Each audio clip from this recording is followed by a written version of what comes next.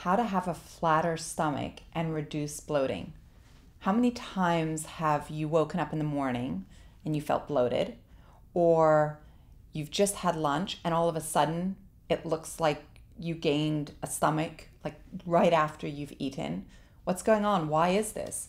Maybe you've been working to have a flat tummy for many years and you've removed the foods that you know to be allergens, or you've reduced the pesticides. Maybe you've already started to minimize the foods that you know your body doesn't do well with. Maybe you've got some food sensitivities or you've got some allergies and you've removed those. Maybe you also have issues with histamines and you're cognizant of those things. Maybe you're aware that organic is better for you because you're not putting as many pesticides. But what I want to share with you today are some of the keys that I've learned over the years that have the most dramatic effect on reducing that belly bloat quickly and effectively. The first one has all to do with the anti-inflammatory benefits of the right types of fats. So when you consume the right types of fats, it can reduce that puffiness, reduce that inflammation. Most fats, if they go rancid, have a dramatically negative effect on our health. And it's very hard to know if a fat is rancid. And a lot of times when we go out to eat, we may be eating a salad dressing, the fats could have gone rancid. You just never know. So what I try to do is make sure that all of the fats that I'm consuming are unrefined, they're extra virgin, they're in their most natural form. They're really giving us the health benefits of the good fats. A lot of times if you're getting your fats from nuts, nuts are notoriously going rancid and we don't necessarily realize it, and that can have a dramatic effect. Or if you're consuming some of the heavily refined fats that are filled with all sorts of pollutants and toxins, that can cause a true inflammatory response within your body. And if you're consuming some of the highly processed fats that are processed with things like hexane, I mean, it's just amazing the way some of the oils that we consume on a daily basis without even realizing it are filled with so many pesticides, so much junk. So I like us all to be super protective of the types of fats that we're putting in our body and how that in turn can reduce our inflammation.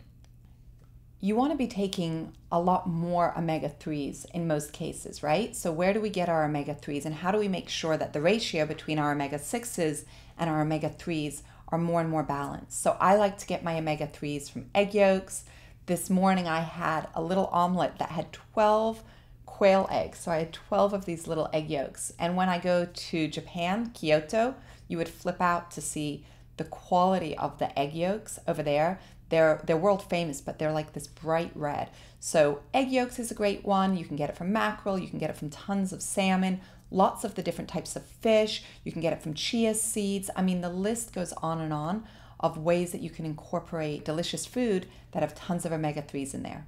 You can mend your membranes, your cellular membranes, simply by incorporating monosaturated fats. Where do these good fats come from? Avocados. They come from hazelnuts. They come from macadamia nuts. They come from olives. So many great ways to incorporate the good monosaturated fats. And as you bring more of them in and your membranes of your cells become stronger and healthier, you're actually helping your body overall to be healthier. So here's the thing I just want to say about nuts and talking about bloating and inflammation. So I'm gluten-free and I went off gluten a while back. But as someone who loves using keto as a way to really reduce my inflammation, I started to eat a few too many nuts. And what I didn't know until I spent some time really researching is I would eat these nuts and yes, I wanted the fiber, yes, I wanted the good fats, but I would start to get bloated from them. And what I discovered is that most nuts that you buy, unless it specifically says on the back, are actually processed in a facility where they also process wheat. So go figure. I was cross-contaminating, and because I have sensitivities to gluten, it was bloating me. So just pay attention to any other sensitivities that you may have as it relates to really reducing that bloat and that inflammation. If your puffiness comes with somewhat of like a joint pain or stiffness in response to some of the foods that you're eating, then you may be dealing with higher histamine response. And I am very cognizant of this because this is something that I deal with. And I'm going to share with you a couple of my favorite tips. Number one, always, if you're eating fish, make sure it's super fresh and not in a can.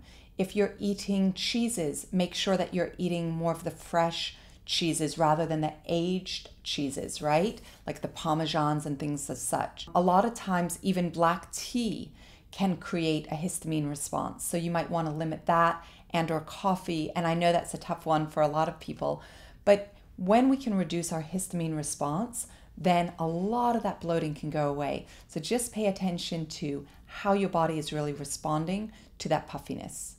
The next one is all about increasing your mineral consumption, calcium, magnesium, potassium.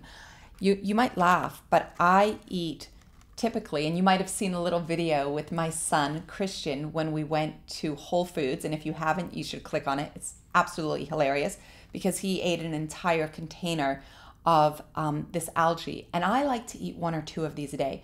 So I'm traveling today, and these little, these are the sesame roasted, premium roasted seaweed. So I buy these just at Whole Foods, but the reason I love them so much is they are filled with all of these sea minerals. So I'm getting the seaweed and I'm getting lots of good minerals, and I drink a little mineral drink every single day. I like to take electrolytes. I take calcium plus magnesium, and I find that they just give me such a good sense of well-being. And so many of us really need more of our good minerals because we're not getting them from our soil, right? Our soil is depleted of so many of the minerals that we used to get. So I try to get it from the sea as much as possible. So I'm getting electrolytes. I'm eating my seaweed every single day. I take little mineral liquid supplements. I take Epsom salt baths. I take Epsom salt spray. I take it magnesium by capsule. I mean, I just go crazy. But minerals are such an important part of really helping to reduce that bloat and allowing the functions that occur within our body to work more effectively. I hope this video helped to give you some insights on how we can really improve our health.